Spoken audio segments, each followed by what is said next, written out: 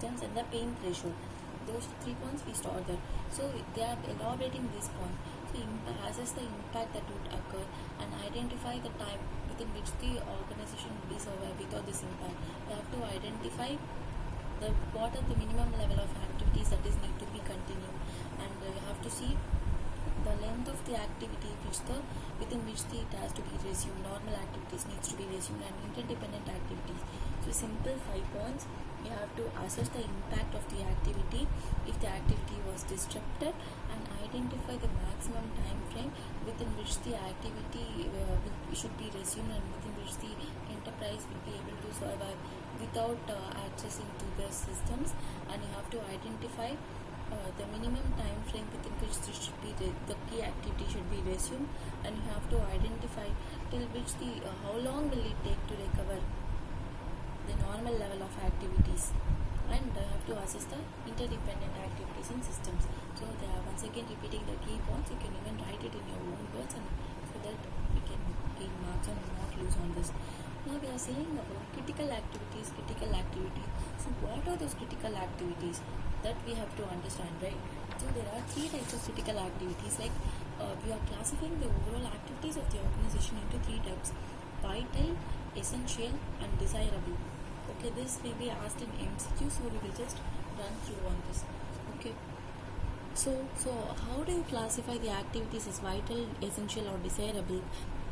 Considering the following events. Okay, like loss of revenue, reputation, decrease in customer satisfaction, loss of productivity. Loss of revenue, reputation, decrease in customer satisfaction, and loss of productivity. These are the factors which will enable the organization to classify the activities into vital, essential, or desirable. So the activities for these parameters, the organization will assign a 3-point scale. That is, say for example a disaster occurs, and the impact that an activity will have, let us say the fire has affected the plant, a machinery has been damaged due to the fire. We have to see if the machinery is damaged due to the fire, the organization will not be able to produce the units. The machinery is a vital machinery. Okay, so even though the organization has 10 similar machineries and only one plant is affected by the fire, now what happens? Due to the fire, the organization will lose out on the productivity. That is, the number of products it manufactures will be reduced. So that is the loss of revenue. If due to the reduction in products, the supply to the stores will be reduced. So there will be demand from the consumers, but the product will not be available. That is the loss of decrease in customer satisfaction. So when the product is not available, the organization will lose out on the reputation, or say it will lose out on the safety measures. If there is no safety measures in the company, there is a fire, and what is the employee's life as risk, like that. So it will lead to loss of reputation, decrease in customer satisfaction due to non-availability of the products, and the man-hours due to the fire, and there will be some emergency procedures going on. The productivity will be lost. So based on that, we will classify each activity into this BIM matrix, business impact matrix. Okay, so first, it is easy way to remember is 1, 2, 3. 1, 2, 3. You have to first write in a L shape 1, 2, 3, 1, 2, 3, and multiply the each thing into 2. So 1 into 2, 2 into 2, 3 into 2. Third column, multiply it by 3. 1 into 3, 2 into 3, and 3 into 3. So it is nothing but 1, 2, 3 into 1, 2, 3, like that. Okay. Again, so I get 1. So hope you understood this. So 1 into 1 into 2 into 3, like that. You have to multiply, so that you get 1 into sorry. Yeah. So which means first is 1 into 1, which means the first step is to multiply it by 1. 1, 2, 3. Next is multiply it by 2. That is what I mean by 1, 2, 3. The second step is to multiply it by 3. Third step is to multiply it by 3. Okay. So 1 2 3 1 2 3 into 2 and into 3. So you get this matrix. And also all the activities, that is 1 and 2 will be classified as trivial, and the activities of 3 will be minor, 4 5 and 6 will be classified as major, and above that it is catastrophic. Okay, so the activities of 1 and 2 will be trivial, that is low. Okay, next the activities of 3 will be minor, and the activity of 4 to 6 will be major. Anything above that it is catastrophic.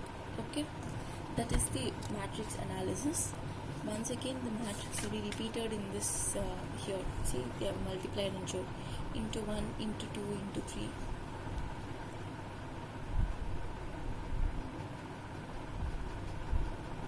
It goes on. Now let us see about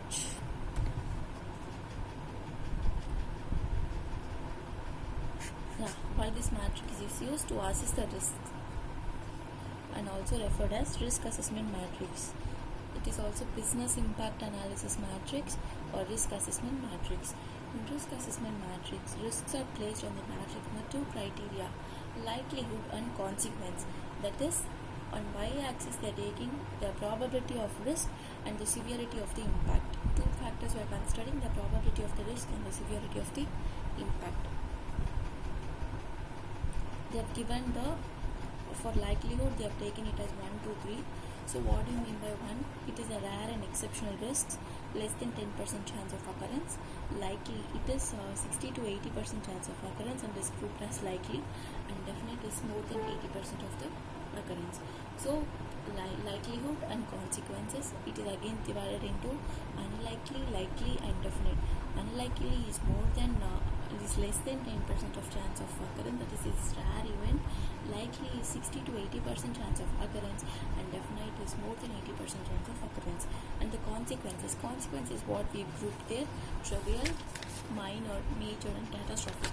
So trivial or insignificant, it is near negligible damage. Okay, the damage is so negligible here, and minor is it will result in some damage but not so significant damage. And the major damage is that there will be large consequences. And catastrophic is that the project is completely unproductive or unfruitful. So first is trivial. Trivial, the damage is negligible, and minor, it is there will be some damage but the damage is not too significant. And major is the large consequence, and catastrophic is the project is totally unproductive or unfruitful. So we have completed the first category, that is business impact analysis. Next is risk assessment. That is what we want to see about the stage 1, right? Risk assessment. The risk assessment is nothing but assessment of the distribution to critical activities which are supported by resources. Okay, the enterprise should determine the threats and the vulnerabilities of each resource and impact. So it is basically assessing the risk, and that is what is given there. And specific threats may be described as events or action which could cause an impact to the resources. So in this para we can simply write it is assessing the disruption of the activities, like what are the threats and vulnerability of the resource, process or function which would have an impact on the organization. Okay, so now we already seen about what is vulnerability, what is threats in the chapter 1. Okay, so that is what they are reflecting here. The enterprise should identify measures which it should reduce the risk, shorten the risk, limit the risk. See, in this case they will not ask about the risk assessment, because in chapter 1 we have studied detailed about the types of tolerate the risk, accept the risk, minimize the risk. So it will be covered here. So we can simply ignore this risk assessment, just read it once, which we have done here. If they ask in exam, we can simply write it is assessing of the risk that will have the impact on the resources, technology, process. You have to identify the threats which could occur, like fire, flood, power failure, staff loss, etc. So the organization has to take steps to reduce the likelihood of the risk, shorten the period of disruption and minimize the impact of the disruption. That with this we have completed stage 1 of the BCM process. In stage 2 we saw about the business BCM strategy process, organization level strategy, process level strategy, resource recovery strategy. Okay, so let us quickly understand about what does this say. It was a practice manual exercise question. So once if we read it once, that is enough. It has not been asked in any RTPs or practice manual. So yeah. So first is, much preparation is needed to implement the strategies for protecting the critical functions. For example, one common preparation is to establish procedures for backing up files and applications. Another is to establish contracts or arrangements. Existing service contracts may need to be renegotiated. Another preparation is to be purchase of equipment, especially your support of redundant capability. The enterprise develops and documents a series of plans which enable them to effectively manage an incident with impacts on operations and subsequently recover its critical activities. With some activities have been defined as non-critical, the actions required to require these are also included in the business continuity plans as they assist in allowing the critical activities to operate in an effective and efficient manner. The enterprise may adopt any strategy, but should take into account the implementation of appropriate measure to reduce the likelihood of the incidents or the potential impact and the resilience and mitigation measures for both critical and non-critical activities. So they're simply saying, even though some activities or we classify some activities as major, catastrophic or minor, and some activities are trivial, that is, its risk is insignificant, those are non-critical activities, right? Some are critical activities. Even though there are two type of activities, the enterprise should plan for a level strategy for both the critical and non-critical activities, because even though an activity is non-critical, it is supporting the critical activities. So they are saying the enterprise should develop strategies for both critical and non-critical activities. In strategies, what does it include? It may include renegotiating a vendor agreement or purchasing a new equipment, that is re-establishing a contract or agreement. So this is what they talked about BCM strategy process. Once the strategy is done, in stage 3 we are talking about development and implementation. Okay, in this phase we saw about the two components, that is the incident management planning and the BCP. So the incident management planning is nothing but to manage the initial phase of an incident. So you should have a top management support, and so that it can be developed, maintenance and training should be given. So that is what they're talking about, the incident management. And BCP plan, we have already discussed in detail about the BCP plan here, right? In here we saw about business continuity planning. It is nothing but a creation and validation of a practical logistical plan of how an enterprise may recover and restore the partially or completely interrupted critical functions after the disaster or extended disruption. So it covers the following areas we saw about: the business resumption planning, disaster recovery planning, and crisis management. And we saw it is considering about four actions, that is risk assessment, recovery alternatives, plan implementation, plan validation. Okay, that is what we saw. Once again, you can write all those here. Okay, so we did not again go into the detailed definition of BCP once again. Okay, yeah. So we have completed stage 1, stage 2 and stage 3. We are left with stage 4 and stage 5. Stage 4 talks about testing and maintenance. So we have testing and maintenance. We have three components here: BCM testing, BCM maintenance, and reviewing BCM arrangements for audit. Okay, this is a quite important area, so we need to focus on this. Okay, BCM testing. What do we mean by BCM testing? The BCM has to be tested periodically because there will be flaws in the plan during its implementation. That is why it has to be tested. Why the plan will be flawed? Due to the changes in the environment.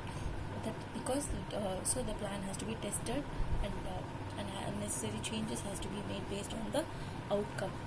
Okay, that is what we have talked about here. They didn't ask about the BCM testing in anywhere, like in the previous RTPs or in the practice manual. So we can just run through. We know why do we need to test the plan, and so what is test ensure. So we will just go through it once, and we can move on to the next topic. That is important topic, that is maintenance maintenance and review are important. So in the testing is that why it should be tested, because the plans will be outdated, and so the plan should be updated as per the changes in the environment. So that is why. Not only that, it also contributes to these following advantages of testing. That is, the enterprise can practicing enterprise ability to recover from the incident. So rehearsed method, right? So that is why it is practicing enterprise ability to recover from the incident. Next, it incorporates to see whether enterprise is identified, incorporated all critical activities into the plan. Next, highlighting assumptions which need to be questioned, and instilling confidence. It increases confidence among the participants, it raises the awareness, and it also validates the effectiveness and timeliness of restoration of activities and competence of the primary response teams. So basically why testing is done, so that it provides a enterprise a practiced method or rehearsed method to recover from the incident. It can identify whether all the critical activities are covered, and it increases the confidence among the participants, and it also highlights the assumptions to be questioned.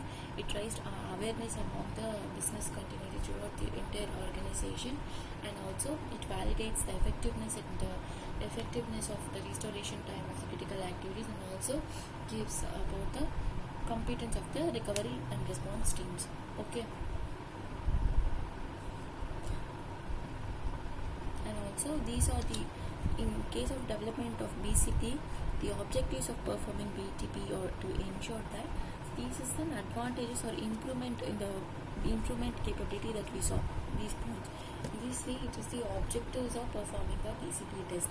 The objectives of performing a BCP test to ensure that the recovery procedures are complete and it is workable, and the same have marked in order. So let's go as per the numbering itself. The recovery procedures are complete and it is workable, and the manual recovery procedures can either be operational or restored. Next, the competence of the person can be evaluated, and the success or failure of a business continuity planning is monitored, and the sources such as business process functions, data are obtainable and operational to perform the recovery process. So once again they have they're modifying the terms as we saw above, that is whether the procedures are complete and workable, okay, and whether the persons are competent, and whether the procedures can be and backup systems are workable and restorable, whether proper training is monitored, and whether the sources such as business process, personnel and data to perform a recovery process are operational. Okay, with this we are completed with the BCP testing. Let us move on to BCP maintenance and review arrangements. It is a very important question. BCM maintenance has been asked the practice manual question 5 and also an exercise question. It is an May 19 RTP question, and reviewing BCP, this is also a very important question which has been asked in the May 19 RTP, and it has been repeatedly asked in the PM also, practice manual also. So that is why these 2 points are considered to be important questions from this area. We will just quickly read and understand this concept. Okay, so first is BCM maintenance. So what are the tasks to be undertaken in development of the BCP? Maintenance tasks which are to be undertaken in development of the BCP. First is to determine the ownership and responsibility for maintaining the various BCP strategies within the enterprise. Identify the BCP maintenance triggers to ensure that any organizational, operational and structural changes are communicated to the personnel who are accountable for ensuring the plan remains up to date. Determine the maintenance regime to ensure that the plans remains up to date. Determine the maintenance process to update the plan and implement version control procedures to ensure that the plan is maintained up to date. So let us understand the sequence logically. First, we have to identify the person who is responsible for maintaining the BCP strategies within the enterprise. Next you have to identify whether any changes. The person cannot keep looking for the changes. You need to be informed about the changes to be taken in the organization. There will be various departments and various changes may occur in the organization. So he should be the person who is responsible for maintaining the overall BCM should be made aware of the changes in the organization. He should also be aware and he should also be made aware so that from various sources in the organization. Next, what are the you should have a steps to remind, like you should undertake a process to ensure that the plans are updated, and also what is the maintenance remain, I mean how frequently the plan should be updated, and also and what are the control procedures are there to ensure that the plan is maintained up to date. So first step is to determine the ownership and responsibility for maintaining the various BCP strategies within the enterprise. Identifying the ownership and responsibility for maintaining various BCP strategies within the enterprise. Identifying the triggers that ensure that the structural changes are communicated to the personnel who are accountable for ensuring the plan remains up to date. That is, first to identify the owner who is responsible, and next to ensure that the organizational, operational, structural changes are communicated to the persons who are accountable for maintaining the BCP plan, so as to ensure that the plans remain up to date. Next, you have to determine the maintenance stream to ensure that the plans remain up to date. That is, the maintenance schedule should be maintained, like when the plan should be updated, and a process to update the maintenance plan, and what are the control procedures are there to update the plan. Next, reviewing BCP arrangements. The third step, audit or review in the BCP arrangements. The question can be like this: as an information auditor, identify the key areas to verify the arrangements of an enterprise during the review. Or an audit or self-assessment of the BCM program should verify the following. Okay, first, all key products and services and their supporting critical activities and resources have been identified and included in the BCM strategy. We've always talked about critical process, right? So we have to see that the first step is the all key products and critical process are identified. The next is the enterprise BCM policy, strategy, framework and plans accurately reflect the priorities and requirements. Next, the enterprise BCM competence and its BCM capabilities are effective. The enterprise's BCM solutions are effective and up to date and fit for purpose. The enterprise's BCM maintenance and exercising programs have been effectively implemented. The BCM strategies and plans incorporate instruments identified during the incident and exercises in the maintenance program. The enterprises has an ongoing program for BCM training and awareness, and BCM procedures have been effectively communicated to the relevant staff. Change control process are in place to operate efficient. Okay, so now let us understand these points. So the first step is to identify the critical activity, to ensure that all the critical activities and process and functions and resources are identified and included in the enterprise BCM strategies. Next, this is the first point that we have solved. Next is we have to see that the enterprise BCM policy reflects the policies are reviewed as per the order of priority. See, we classify the activities as critical and non-critical, right? In that we also saw that the plan should be reviewed for both the critical and non-critical activities. So first we have to see that whether the plans first focus on the critical activities and then the non-critical activities. That is what they are saying. The enterprise's policy, strategy and framework should reflect the priority and requirements of the enterprise.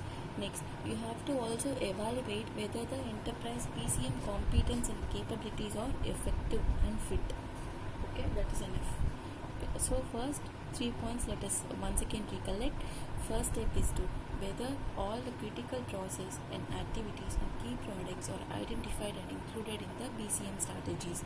Next, the enterprise BCM strategy and plans accurately reflect the priorities and the requirements of the enterprise. The next, whether the enterprise BCM competence and capabilities are effective. That is the 3 points which I have seen till now. Next is the enterprise BCM solutions are effective and up to date and fit for purpose. That is, the BCM should be updated continuously so that it remains up to date. And the BCM should be maintained and properly effectively implemented. The BCM and plans any improvement should be identified during the incidents and exercises in the maintenance program. So let us divide it into three so that we will be able to understand. The first step we saw about whether the critical activities have been identified and incorporated, and whether the BCM strategies, policies and actions reflect the order of priorities, and the BCM's competence and capabilities are effective. The third part is about the updation of the plans. Next 3 points deal with that. Okay, we have to see whether the enterprise BCM solutions are effective and remains up to date. So whether the BCM plans are remaining effective and remains up to date. Okay, and there may be we have to also see whether for remaining up to date it has to be maintained, right? So we have to see whether the enterprise as BCM maintenance and exercise programs are effectively implemented. Next, and there may be disasters and certain events which for which the BCM plans may be evoked. Based on that, we have to review and update the plan based on the occurrence of the disaster as well, so that we can improve for the next disaster. That is what they are saying. The BCM strategies and plan incorporate improvements identified during incidents and exercises in the maintenance program. That is not only in the regular, that is the normal activities or incident. While testing also, if any changes are there, they have to be incorporated accordingly. Next 3 points indicates that the enterprise has an ongoing program for training and awareness programs are there, and whether the procedures have been communicated to the relevant staff so that they understand their roles and responsibility, and the change control process are in place and operate effectively. So there are totally 9 points. We will divide it into 3 sets of 3 each. So first step about first lot talks about the critical activities, and the second slot talks about the updation and maintenance of the plan, and the third step talks about the training and keeping aware the about awareness program, training and awareness program. Okay, so once again let us recollect these points. First step is to identify whether the critical activities and resources have been identified, and the next step is to ensure that whether the BCM policy framework reflects the order of priority and the enterprise BCM competence and capabilities are effective.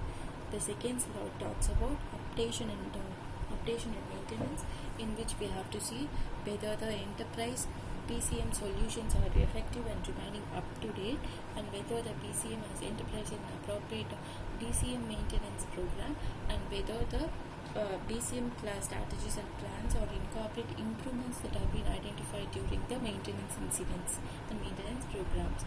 Third step about the training and awareness program, whether the enterprise has a training and awareness program, and whether the BCM procedures have been effectively communicated to the relevant staff so that they understand their roles and responsibility.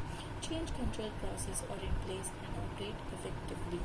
So with this we have completed 4 stages of BCM. We are left with only the final stage of BCM. If we complete this, we have completed the part 2 of this chapter, and then we can move on to the part 3. Is quite easy about the various plans and backup. You can prepare a chart for that and read it. This is only the part B is little boring and tough part to understand and retain. Okay, next in this part is not relevant. We are going to see about BCM training process, like what are the activities to be taken in the training process. Okay, so first is, this is quite easy to remember. Let us identify the key points around first. Actively listen to others. Provide support in difficult and challenging circumstances. Respond constructively to difficult circumstances. Adapt leadership style. Promote a positive culture. Recognize and acknowledge the contribution of colleagues. Encourage the calculated risk. Encourage and respond to new ideas. Consult and involve the team members. Personal integrities. Challenges established way of doing things to identify improvement and improvement opportunities. Okay, so first is listen. First step we have to is to listen. Okay, so we have to listen to the others' views and ideas and opinions also. It should not be self-centered, and so that only if we listen to others and take various ideas from them, the best BCP can be implemented. So first step is to listen. Once you listen, what you have to do, you should provide support to them. Okay, you should not just, okay, I'm listening. You should not be like that. You should properly provide support to them. Okay, I'm just saying you an easy method to remember these things. It do not be literally like that. Okay, so first imagine a scenario. A friend is complaining about his problem to you, or he is sharing a problem with you. So what you have to do, you have to listen to him and you have to provide support to him. After providing support to him, what you have to do, you have to respond to him. You should not be you should respond to what as per his emotions, right? So listen, provide support, respond. Once he has been once you have been respond to him, you have to take charge of him to control his emotions. So assume your friend is so depressed and disturbed, so you have to exercise leadership over your friend. Only then you can control his emotions and bring him back to normal, right? So exercise leadership over him. Once you exercise leadership over him, you have to promote positivity towards him. Only if you promote positive feelings towards him, you can get back into the normal. Okay, next, this is the first 5 steps which you have to remember. And then once you promote the positive, you have to encourage him. Encourage taking risk. Okay, you can do this, you have to do this, like that. You have to encourage him. Okay, if you can't do it alone, what you have to do, you should also involve other friends or his parents, etc. into the activities. So this shows your personal integrity. In the challenge is established to identify improvement opportunity. So remember this scenario and you can reproduce this just like that. So first is listen to others, provide support, next respond to him, and exercise leadership, promote a positive culture, encourage taking risk, encourage and respond to new ideas, and consult and involve team members, demonstrate personal integrity. Challenge is established to identify improvement opportunity. A friend automatically improve. Once again, listen, provide support, respond, adapt leadership towards him, positive culture, encourage taking calculated risks, and involve team members, personal integrity, and implement opportunities. With this, we have completed the BCM training process. Remember one page which we have been left with? Yeah. So let us quickly run through this point alone. The overall, we have completed the 5 stages. This constitutes the BCM process. Only this question is important here because it is asked in BCM documents and records. What are the documents which have been needed for the BCM system? Okay, so first you need, once again numbered this: BCM policy, BCM continuity management system, business impact analysis report, risk assessment report, and objectives of the functions, activities to be undertaken, business continuity strategy.